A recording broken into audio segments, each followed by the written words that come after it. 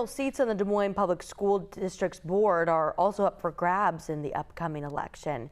WHO 13's Tidor Mitov joins us live from outside the Polk County River Place with details on the contested race for the at-large seats. Good morning, Tidora. Kaylin, good morning. Behind me is the new Polk County Election Office here in Des Moines, and this is where early voters can cast their ballot. One election to watch this year is the Des Moines School Board elections. Current board members Skylar Mayberry Mays and Maria Alonzo are both seeking re-election. Mayberry Mays is running uncontested for District 4, but Alonzo is running for one of the two at-large seats. And two other candidates, both non-board members and parents of DMPS students, are also in the running. Alonzo was one of the 7 board members who unanimously voted to hire former Superintendent Ian Roberts back in 2023. One of the most important roles of the school board is hiring a superintendent. You were there for that process. Do you have any regrets?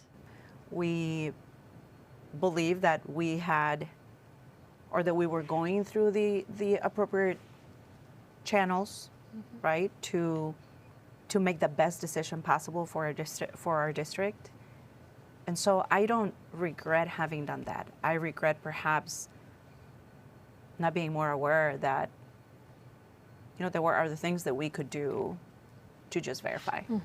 And a lot of people in the community have put on social media that they're calling on the board to step down.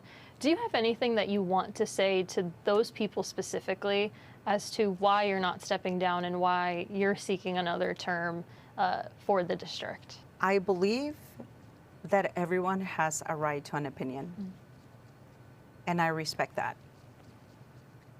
But stepping down would be the same as running away.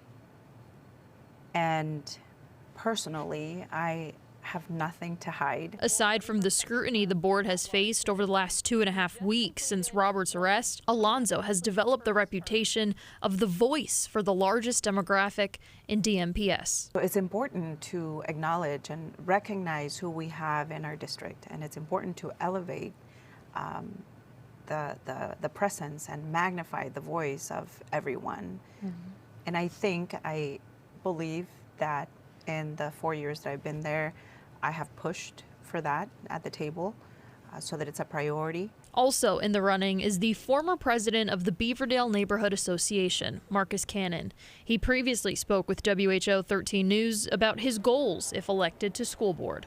I don't really see them as the victim. I think that they had, of anyone in the district, they had more information about the candidates than anyone else. So they could have asked the questions, but I think that at the end of the day, we still need to focus on, providing high quality education for, our 30,000 students. And Sarah Hopkins is an East High School alumna who is now a realtor. She said her goal is to help the district move forward. Every student in every neighborhood deserves an excellent education, despite everything else that's happening. As long as that is our main focus, I think that we can continue to move forward and thrive. More information on all 3 candidates on WHO13.com, but this office will open up starting at 8 a.m. today for early voting. Kaylin. Okay, Tidor Mitov reporting live for us this morning. Thank you for that important information.